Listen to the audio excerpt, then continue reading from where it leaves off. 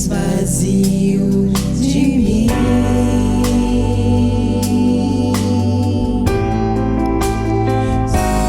Sopra o teu vento aqui, toma o teu trono, vem reinar. Nós queremos te ouvir, nós queremos te ouvir.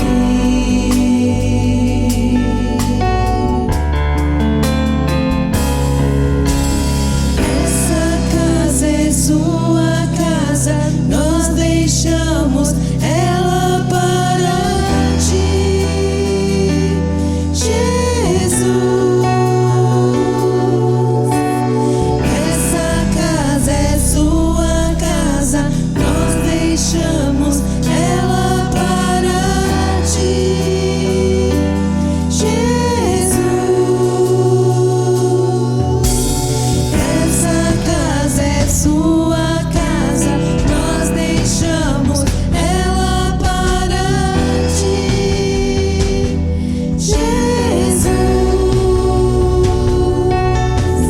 Essa casa é sua casa, nós deixamos ela para ti, Jesus.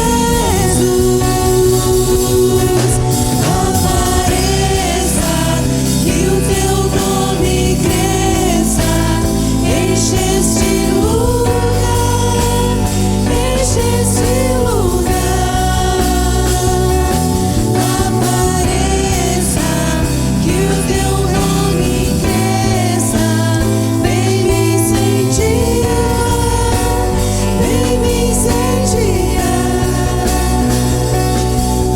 Apareça, que o teu nome cresça, enche este lugar, enche este lugar.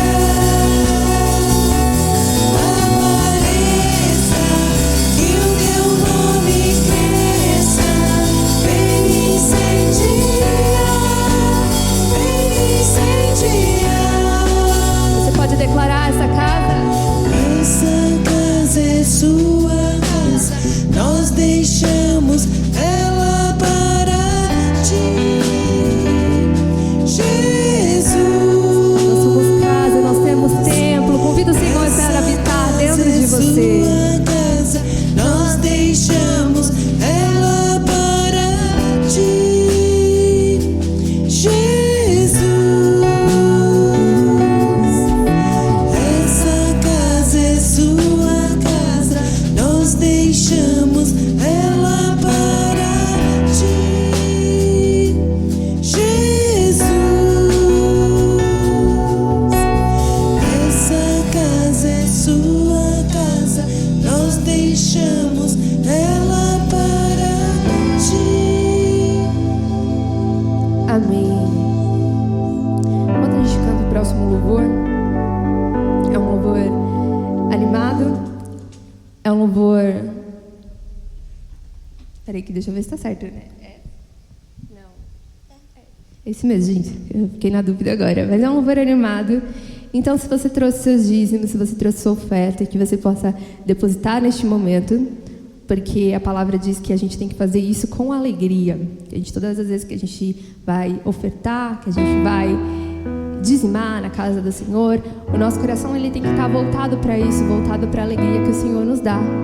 E podemos retribuir o favor que Ele tem dado sobre as nossas vidas. Amém?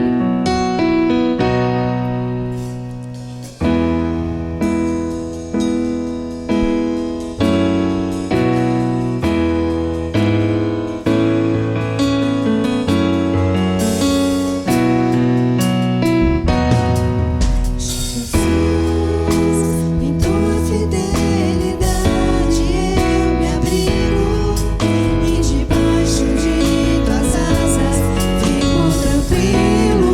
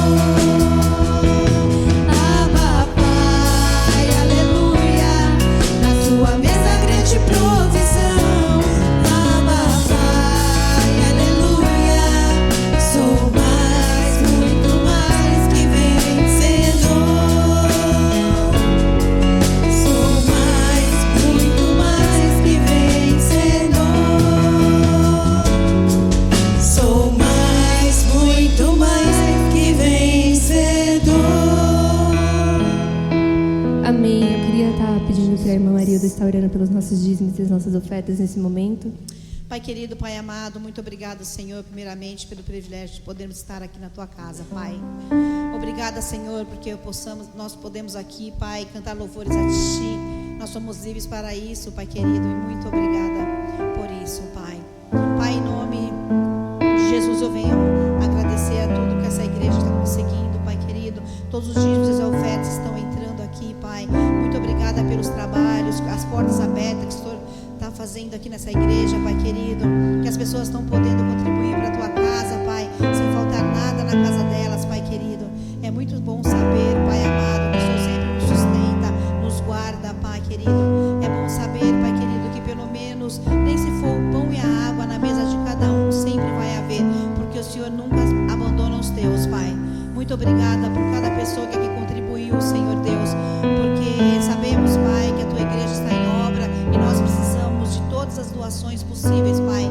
Eu tenho certeza, Pai querido, que você já está preparando o dia e a hora, Pai, para que a Tua casa fique linda, para que a Tua casa venha cumprir todas as obrigações, Pai, as necessidades que a prefeitura está pedindo, Pai querido, porque Tu nunca nos abandona, Senhor Deus. Obrigada, Pai, por essa porta aberta, Pai querido. Obrigada pelos irmãos aqui tão fiéis, Pai, nos dízimos e nas ofertas, Pai. Muito obrigada por tudo, Senhor, que eu oro agradeço em nome de Jesus. Amém.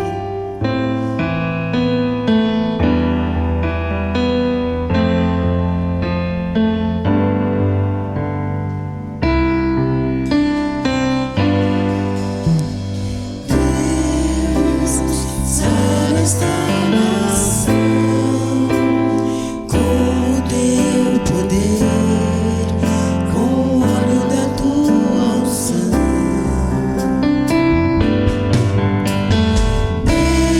Deus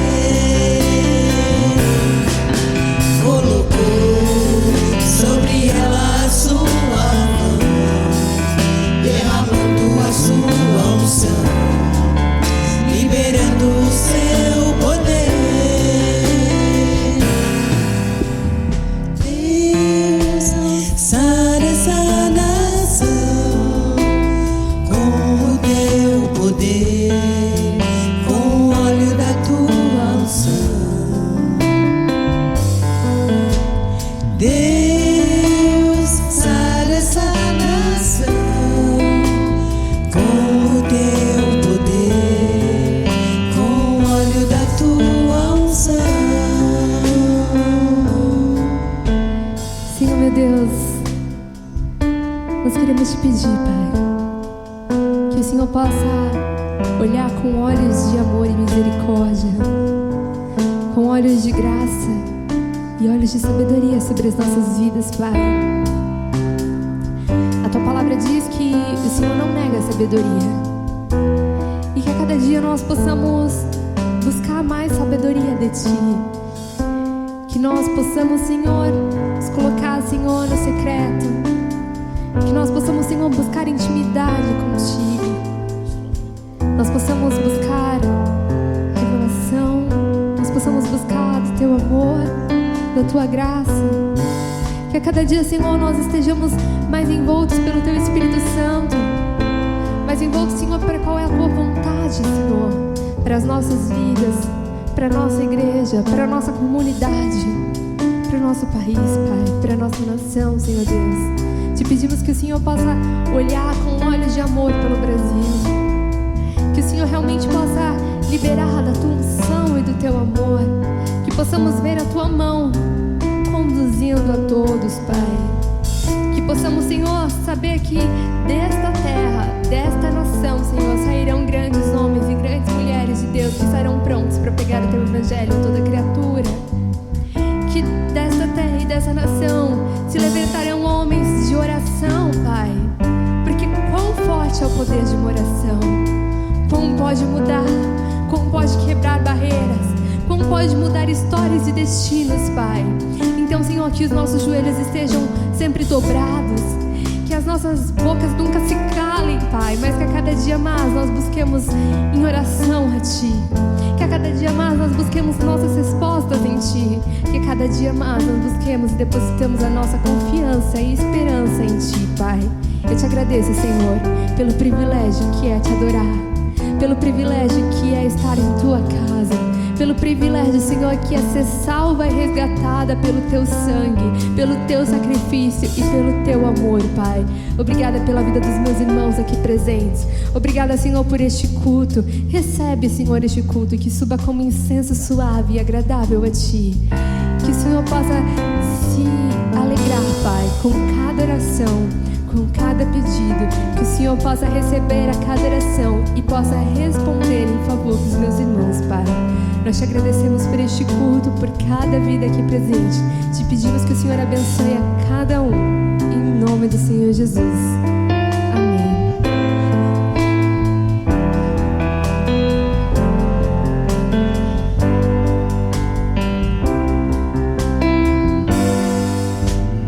Deus, sara essa nação com o teu poder, com o óleo da tua unção.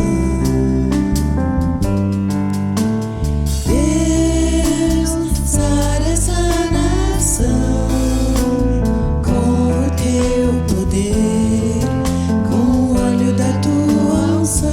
Você pode declarar um dia? Deus olhou para essa nação e por ela se apaixonou de uma forma especial. Deus olhou para essa nação e por ela se apaixonou de uma forma especial. Colocou sobre ela a sua mão, derramando a sua unção, liberando o seu poder. Colocou sobre ela a sua mão, derramando a sua unção, liberando do seu poder. Deus,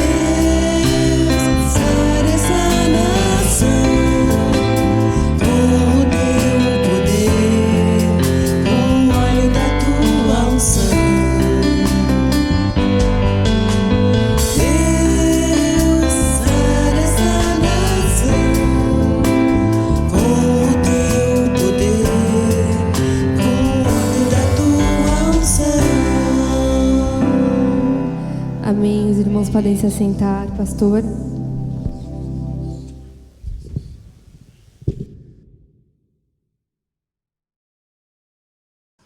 Tá certo, irmãos? Então, meu coração fica aflito, porém, quando eu penso na soberania de Deus, eu descanso. Nós já vivemos tempos piores. A igreja já passou por tempos piores.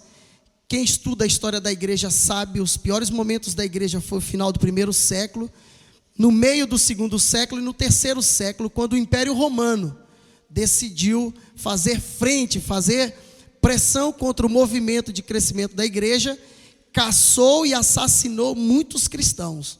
Os cristãos eram levados para o Coliseu e lutavam com... Mulher grávida tinha que lutar com um leão, por exemplo. Imagina você pegar uma mulher grávida e colocar dentro de uma arena para lutar contra um leão. Então isso, os cristãos no governo de Nero, o cristão era usado, eles ateavam fogo nos cristãos e amarravam nos postes para iluminar a praça, para vocês terem uma ideia o que era ser cristão no 1º século.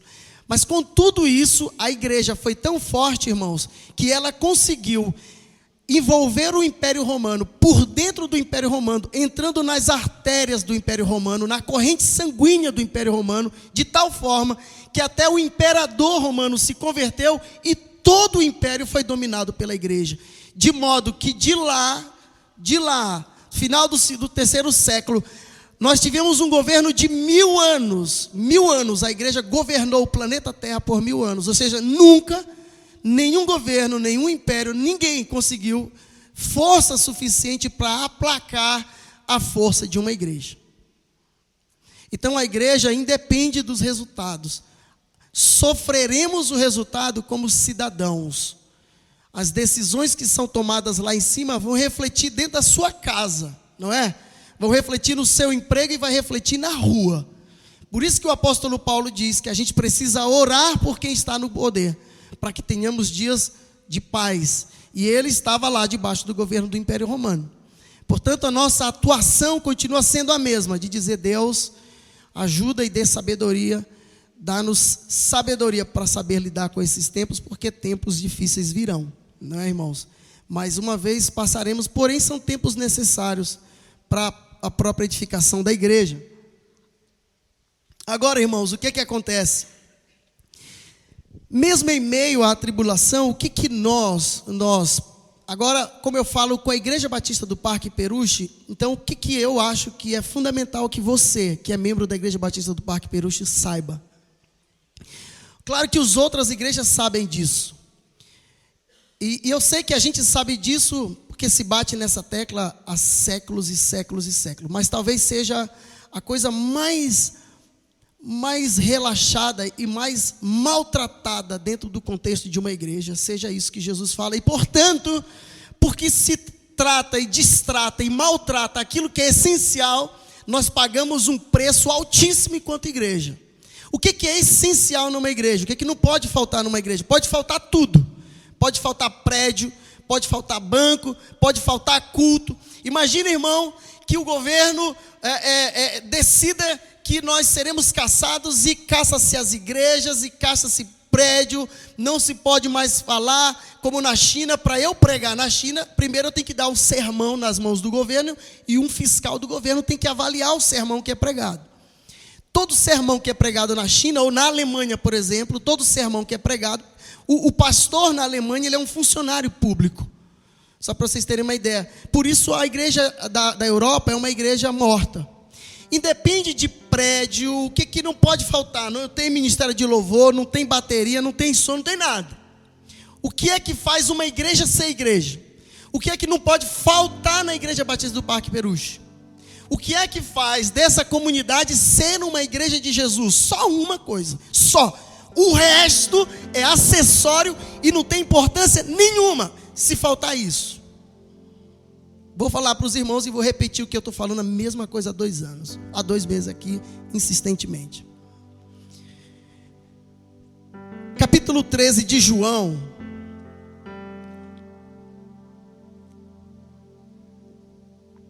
Ele diz, verso 14: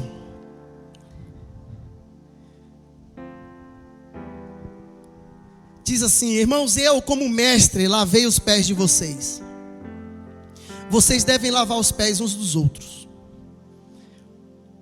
Se eu como mestre lavei os pés de vocês, Jesus não precisava lavar os pés de Pedro, nem de Tiago, nem de João, nem de Judas e de ninguém, não é, irmãos?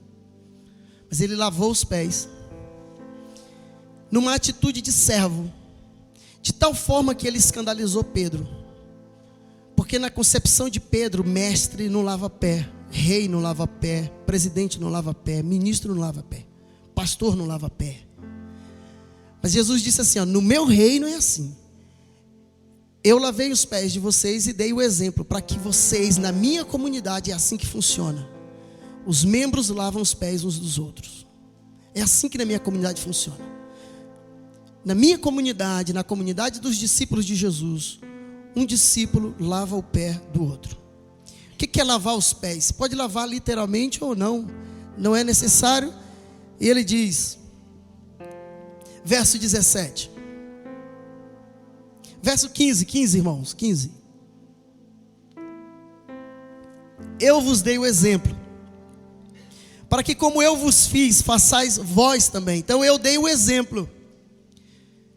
Então, se eu dei o exemplo, eu quero que vocês façam assim. Eu quero que vocês façam o que eu fiz. Façam o que eu falei e façam o que eu fiz. Lavem os pés uns dos outros. Porque se fizerdes isso, olha aí o que ele diz, verso 17. Se sabendo disso, sereis felizes se assim o fizerdes. Com governo sem governo, com pressão sem pressão, com dinheiro sem dinheiro, com prédio ou sem prédio, com culto ou sem culto. Nós seremos felizes assim, ele disse. Bem-aventurados sois se lavardes os pés uns dos outros. Ou seja, se vocês forem servos uns dos outros. Porque a igreja, ela só é igreja quando nós somos servos uns dos outros. Então ele diz, no verso 34, irmão: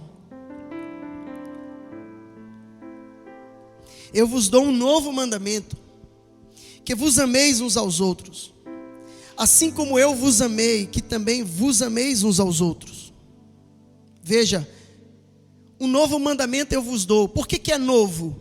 Porque esse mandamento ele já havia sido repetido lá na lei de Moisés. Mas ele é novo porque Jesus acrescenta uma coisa interessante: que vos ameis uns aos outros como eu vos ameis. Porque a lei diz assim: amai-vos uns aos outros como você ama a si próprio, não é? Jesus dá um novo referencial. Ele diz que o referencial não é mais o eu, porque o eu é impossível de amar. E aí é quase uma contradição da lei, porque a lei tem esse propósito. Então Jesus nos liberta dizendo que a forma correta de amar o irmão não é a partir do eu. O eu não é a referência, porque o eu jamais se permitirá amar alguém. O eu sempre amará a si próprio. O eu governa e é governado por si e se lixa o outro. E Jesus disse, a referência sou eu. Vocês na minha comunidade, vocês devem seguir o meu exemplo. E o meu exemplo, eu lavei os pés de vocês e eu daqui a pouco vou morrer por vocês. Amem-se uns aos outros como eu vos amei. Então nós temos um modelo, nós temos um referencial. O modelo é, nós devemos nos amar como igreja de Jesus, como Jesus nos amou. Nós devemos cuidar um do outro como Jesus nos cuidou. Não sabemos o que virá pela frente. Não sabemos, só sabemos que tempos difíceis virão. Porque isso já havia sido dito há muito tempo. Porque nos últimos dias sobrevirão tempos difíceis. Com governo ou sem governo, não é, irmãos? Nada disso é novidade para nós. Mas em meio a esse turbilhão de coisas difíceis e terríveis que pesa sobre nós, sobre as nossas casas, o que ele diz que faz uma igreja viver e passar em meio à perseguição, ele diz é que a gente precisa necessariamente, mais do que nunca, criar um vínculo de irmãos genuinamente. Precisamos dar a vida uns pelos outros, ele diz. Então ele diz, como eu vos amei, a vós que também vós vos ameis uns aos outros, assim como eu vos amei. Então é um alto nível. E Jesus não está brincando. Ele não está brincando de faz de conta aqui. Eu sempre acho que não é porque ele não tinha o que falar. E veja, ele não está falando para a gente amar o mundo. Ele não está falando para você amar sua mãe e amar seu pai. Ele não está dizendo isso, para amar seu vizinho. Ele não está falando aqui disso ainda. Que a gente tem que amar as pessoas e tem que amar todo mundo. Ele não está falando isso aqui. Ele está falando que a gente deve amar o irmão, porque essa é a comunidade de Jesus. E como consequência amaremos os de fora. Mas aí é outro. Que também vós uns aos outros vos ameis. Então, irmão, veja que é um assunto extremamente sério, central. Aqui é o centro, aqui é o cerne da questão, aqui é o nervo. O nervo desse corpo é a nossa relação. Um corpo sem nervo é um corpo morto. Um corpo sem sangue é um corpo morto. Ele pode ter até a estrutura física, mas se ele não tiver sangue circulando e se na junção dos membros não tiver nervo que transforme os comandos em sensibilidade, esse corpo só tem cara de que é corpo, porém está morto. Porque Paulo diz que o que nos faz um, o que nos torna um, o que nos liga, diz Paulo, as ligaduras, somos membros uns dos outros, mas o que nos liga é o amor. Assim como o que liga Jesus ao Pai é o amor. Faltando isso, somos um Frankenstein. Então ele diz, verso 35. Nisso todos saberão que sois meus discípulos, se vos amardes uns aos outros. Se nós formos coesos como igreja, se nós estivermos juntos como irmãos, pode vir perseguição, pode vir tribulação, pode vir angústia, pode vir a espada, e Paulo diz, nada nos separará desse amor, porque estamos firmes, absurdamente firmes, coesos, nós somos um corpo. Foi isso que fez a igreja suportar a pressão do Império Romano. Foi isso que fez a igreja ganhar o Império Romano. Foi isso que fez a igreja conquistar a Europa inteira. Desceu para a África e para a América e conquistou a América, conquistou o Império, conquistou o continente africano. Foi para o Oriente. E hoje você vê uma cruz em todo o planeta, você vê uma cruz. Porque essa igreja, em meio à angústia, ela estava unida. Ela tinha um só coração. O que não pode faltar para nós nesse momento? O que não pode faltar para nós agora é coesão. O que não pode faltar para nós agora é o senso de família. O que não pode faltar para nós agora? Pode faltar tudo. Pode tirar tudo da gente. Podem tirar tudo, mas não podem tirar de nós a nossa identidade como família de Deus. Tá bem, irmãos? Porque é isso que vai fazer com que nós suportemos, que nós sejamos um, com prédio ou sem prédio, com banco ou sem banco, nós somos um. Porque foi isso que ele pediu para a sua igreja. Ele não pediu para a sua igreja, Jesus nunca pediu que nós levantássemos prédio. Jesus nunca pediu que fizéssemos banco. Isso é uma necessidade nossa que nós colocamos, porque o grupo cresce, a gente precisa de uma estrutura. Mas a essência, o coração da sua mensagem é que nós estejamos unidos e sejamos um como família do Senhor. Aqui, acolá, onde quer que nós estejamos ligados, estejamos unidos. No capítulo 14,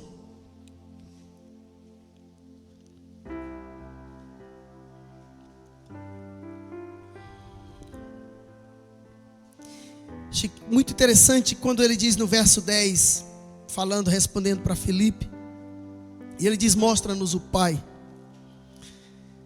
Ele diz, tu não crês que eu estou no Pai, que o Pai está em mim? Olha que interessante, irmãos. A palavra que vos digo, não as digo por mim mesmo, mas o Pai que permanece em mim é quem faz as suas obras. E eu acho interessante porque quem tem relação com o Pai, necessariamente tem as obras do Pai. Então, Jesus disse que a prova de que ele era um com o Pai, a prova de que ele tinha relacionamento com o Pai, é que quem tem relacionamento com o Pai, necessariamente tem as obras do Pai. Então ele diz, quem vê a mim, vê o Pai. E isso é para nós uma referência.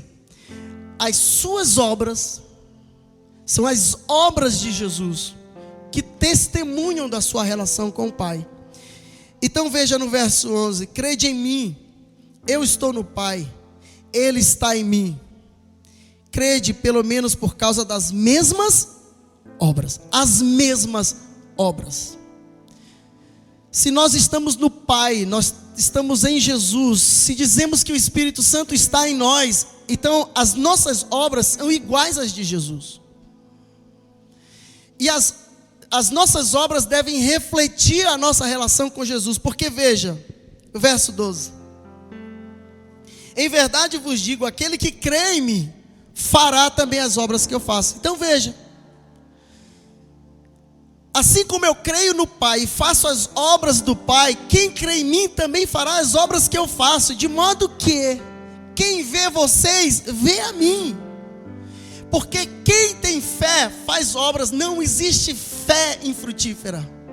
Não existe fé que não seja fé da ação. Não existe fé que não seja fé de obras.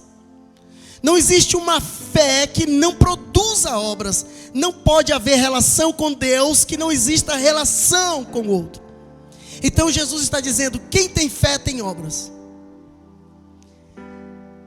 Aquele que crê em mim fará as obras que eu faço, de tal forma que quem olha vocês vai olhar a mim, porque eu vou para o Pai, deixo-vos no mundo, e o povo vai começar a ver vocês e vai ver que eu estou no mundo, porque vocês serão iguaizinhos a mim, porque a fé de vocês é uma fé que faz com que vocês sejam como eu, assim como eu tenho fé no Pai, e se pareço com o Pai, me pareço com o Pai, vocês se parecem comigo.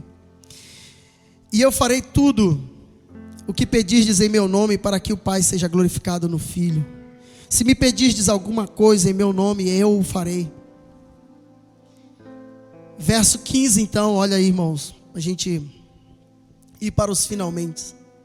Se me amardes, obedecereis aos meus mandamentos. Vamos ler, vamos lá, irmão, bem forte.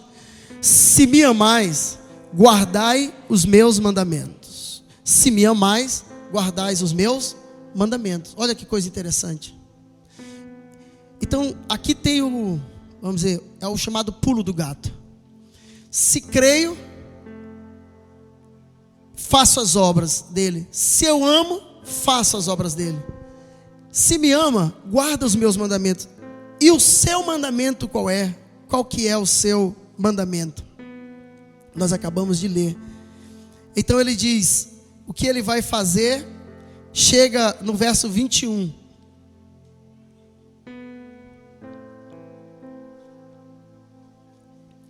Aquele que tem os meus mandamentos e a eles obedece, esse é o que me ama. Aquele que me ama será amado por meu Pai, e eu o amarei e me manifestarei a ele. Pronto. Aqui, irmão, não há império romano que suporte. Aqui não há nada que consiga destruir a igreja. Aqui não tem pressão, irmão, que seja forte o suficiente para destruir uma igreja. As portas do inferno não prevalecerão contra a igreja. Por que as portas do inferno não prevalecem contra a igreja? Porque a igreja está firmada e fundamentada sobre essa verdade. Nós somos um custe o que custar.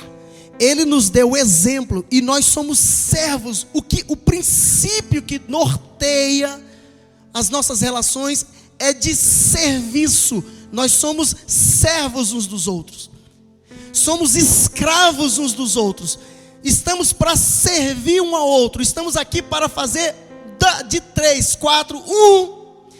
Se faltar isso, irmãos, nós não suportamos nem uma gota d'água. Qualquer coisa é motivo para nossa divisão. Qualquer coisa, um olhar faz você ficar chateado com o irmão. Uma atitude simples, você já rompe, quebra tudo. Tudo cai por água, irmão. Tudo, porque faltou para nós o básico. Nós não somos escravos uns dos outros. Somos crentes, mas não somos servos.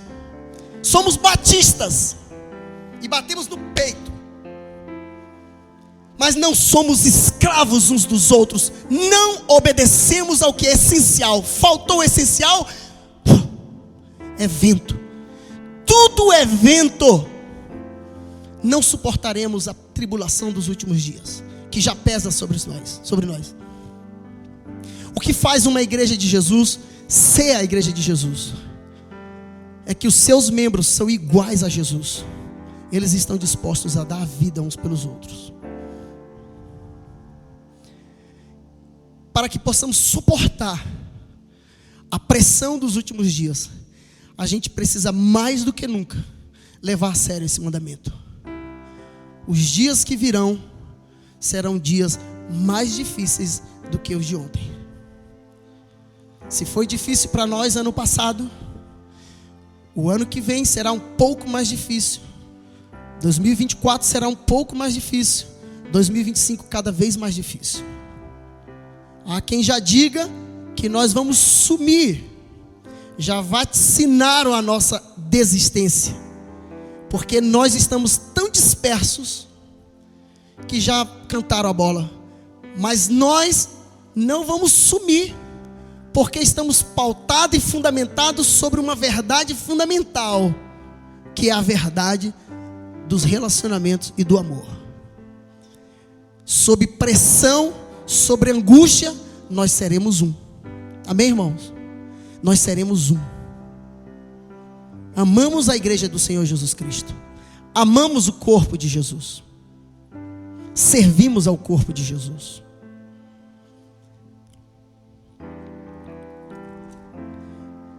Verso 24.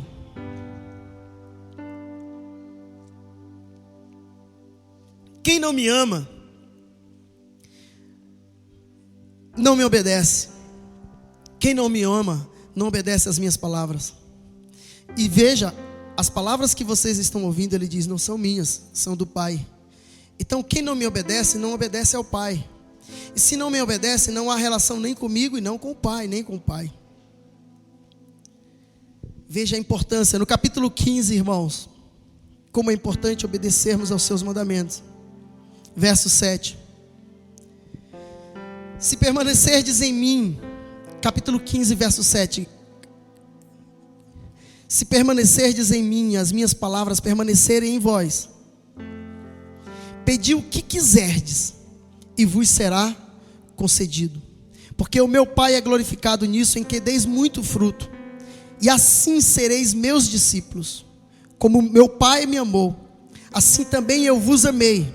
Então permaneçam no meu amor. Como que eu permaneço no amor de Jesus? Se obedecerdes aos meus mandamentos, permanecereis no meu amor. Quem não obedece aos seus mandamentos, por mais que fale, mas não está no amor e não é guardado por esse amor. Se obedecerdes aos meus mandamentos, porque a fé, ela é necessariamente obediência. Então ele disse, permanecerdes aos meus mandamentos, permanecereis no meu amor.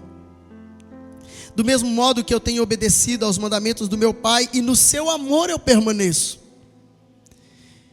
Eu vos tenho dito essas coisas para que a minha alegria permaneça em vós, e vós em a vossa alegria seja perfeita. Portanto, qual é o único mandamento que Jesus pede para nós? Verso 12. O meu mandamento é esse: amai-vos uns aos outros, assim como eu vos amei. Amai-vos uns aos outros, assim como eu vos amei. Igreja Batista do Parque Peruche. Qual é a minha palavra para os irmãos nesse dia? Qual é o meu pedido para os irmãos? E se eu pudesse deixar uma última palavra para os irmãos: amai-vos uns aos outros, assim como Jesus vos amou. Pode faltar qualquer coisa na igreja, só não pode faltar a consciência de que o meu irmão precisa de mim, de que eu estou aqui para servir o meu irmão. A igreja só existe se eu estiver disposto a ajudar o meu irmão. Portanto, a sua vida é preciosíssima para a igreja. Os seus dons são preciosíssimos para a igreja. A sua dedicação é preciosíssima para a igreja. A igreja de Jesus é feita por mim e por você. Na Igreja Batista do Parque Peruche. Mas na Igreja de Jesus em São Paulo, na Igreja de Jesus no Brasil. Portanto, diante do que vier pela frente, de bem ou de ruim, o que vier, nós temos uma certeza e uma palavra. Uma palavra. Amemo-nos uns aos outros, para que a gente consiga suportar o que vai vir pela frente. A gente precisa estar coeso. A gente precisa estar junto, ligados um ao outro, juntos. Amém, irmãos? Portanto, o meu pedido e a minha palavra para a Igreja Batista do Parque Peruche, façam todo o possível para que essa realidade, essa verdade e esse mandamento, ele se torne realidade viva no vosso meio. Porque se fizerdes isso, Jesus disse, verso 14, vós sereis os meus amigos. Vocês serão meus amigos, se fizerdes o que eu vos mando. É a obediência, é a vivência desse mandamento. A vivência desse mandamento é absolutamente tudo. Tudo está aí. Tudo, as respostas de oração, tudo, absolutamente tudo depende da vivência desse mandamento. Tudo. Se não há esse mandamento, tudo que fazemos é só uma doce ilusão. Nada existe. É puro teatro. Toda a realidade de Deus está aqui nesse mandamento. Toda a plenitude de Deus, da realidade, do relacionamento com Deus, tudo está aqui no amai-vos uns aos outros. A igreja existe no amor. Paulo diz que se eu profetizar e não tiver amor, de nada vale. Se eu pregar e não tiver amor, de nada vale. Se eu orar e não tiver amor, de nada vale. Se eu ministrar louvor e não for por amor, de nada vale. Se eu evangelizar e não for por amor, de nada vale. Se eu falar em línguas estranhas e não for por amor, de nada vale. Se você tiver o dom de interpretação das línguas, de nada vale. Tudo que se faz na igreja se faz a partir e no amor. Fora do amor é teatro. Ele diz que é como um sino, bem, e você não entende nada. A igreja é edificada quando nós nos amamos uns aos outros. Amém, irmãos? Essa igreja, ela resiste, ela suporta os tempos maus, se nós estivermos juntos. A igreja de Jesus em São Paulo precisa mais do que nunca estar junta. A igreja do Brasil precisa estar junta, unida. Juntos. Um cordão de três, é três, né? De três dobras, ele é muito mais difícil de arrebentar. Não é assim? Juntos nós somos mais fortes. Amém, irmãos? Que o Senhor Deus vos abençoe, irmãos.